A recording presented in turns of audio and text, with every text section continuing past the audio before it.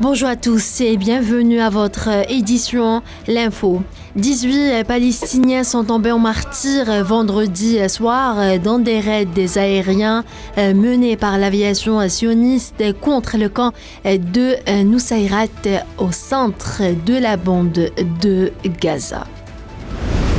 Le Conseil de sécurité de l'ONU a exigé hier vendredi l'acheminement à grande échelle de l'aide humanitaire à Gaza.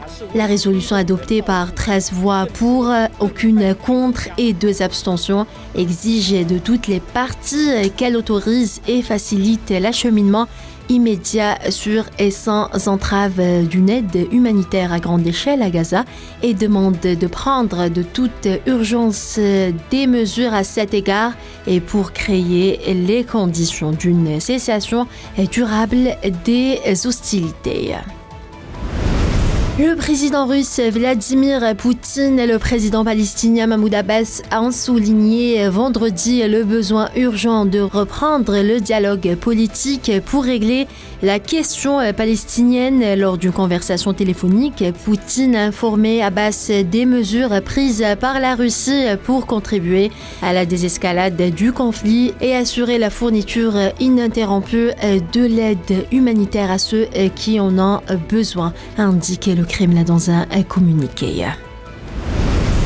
Les forces d'occupation sionistes ont arrêté ce samedi 8 employés du Croissant Rouge palestinien à Jabalia dans la bande de Gaza après avoir pris d'assaut leur centre. Des ambulances ont rapporté des médias.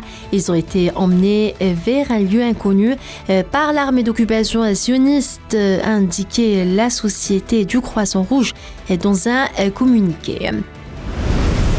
Toujours en Palestine, le Fonds des Nations Unies pour l'enfance avertit hier que les enfants de moins de 5 ans sont confrontés à un risque élevé de malnutrition aiguë. Voilà pour ce qui est des derniers développements en Palestine et dans le reste de l'actualité.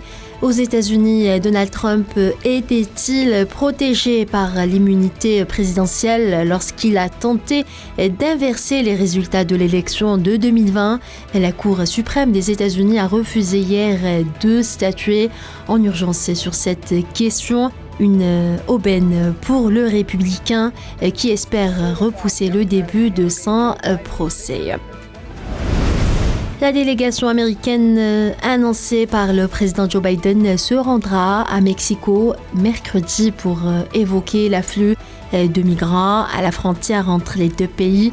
Indiqué hier le président mexicain Andrés Manuel López Obrador. Le président mexicain a confirmé une réunion bilatérale le 27 décembre avec le secrétaire d'État Anthony Blinken, le secrétaire à la sécurité nationale Alejandro Mayorkas et la conseillère pour la sécurité nationale à la Maison-Blanche Liz Sherwood-Randall. L'Iran et l'Azerbaïdjan ont convenu d'ouvrir un nouveau passage de transit à leur frontière commune dans un avenir proche. Lors d'un appel téléphonique avec le vice-premier ministre azerbaïdjanais, le ministre iranien des routes et du développement urbain a discuté des derniers développements dans les relations bilatérales, en particulier dans les secteurs de l'économie, des transports et de l'énergie. Le Sénat italien a adopté hier un budget 2024 qui comprendra notamment des mesures d'allègement de cotisations sociales et de baisse d'impôts. Le vote de ce budget prévoyant près de 24 millions d'euros de nouvelles mesures de soutien aux ménages travailleurs et entreprises est très sérieux et réaliste, a plaidé la première ministre Giorgia Meloni. En République démocratique du Congo, la Commission électorale nationale indépendante a procédé hier dans la soirée à la publication des résultats partiels de la présidentielle du 20 décembre. Cette première séance a porté uniquement sur le vote de la diaspora congolaise.